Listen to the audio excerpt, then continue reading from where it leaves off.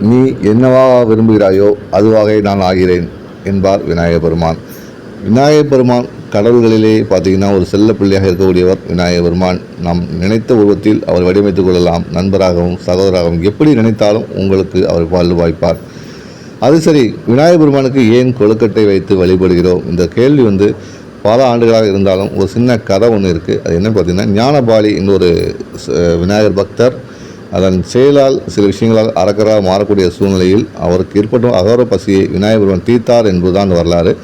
அவரை கொழுக்கட்டையாக மாற்றி தன் வயிற்றில் தங்க வைத்து தன் பக்தர்களுக்கு இடமளித்த விநாயகப் பெருமானை நினைவுகூறும் வகையில், அந்த ஞானபலி என்ற பக்தனை நினைவுகூறும் வகையில் தான் கொழுக்கட்டை படைத்து அந்த கொழுக்கட்டை தன் வயிற்றில் இருக்கும் அந்த கொழுக்கட்டையாக ஞானபலி இந்த பக்தனுக்கு கொடுப்பது தான் ஒவ்வொரு ஆண்டும் விநாயகர் சதுர்த்தியுடைய முக்கிய நாளாக பார்க்கப்படுகிறது. அதாவது விநாயகர் சதுர்த்தி தனது பிறந்தநாள் அன்று தன் பக்தனுக்கு விருந்தளித்து மகிழும் ஒரு உன்னதமான கடவுளாக விநாயகப் பெருமான் காட்சியளிக்கிறார். அன்றைய தினம் எல்லா வீடுகளிலும் கொழுக்கட்டை செய்து விண்ணவரின் படையலாக வைக்கப்பட்ட அந்த உணவை தன் பக்தனுக்கு வழங்கி விநாயகப் பெருமான் அழகு பார்ப்பார் என்பதுதான் இந்த நாளின் ஐதீகமாக பார்க்கப்படுகிறது.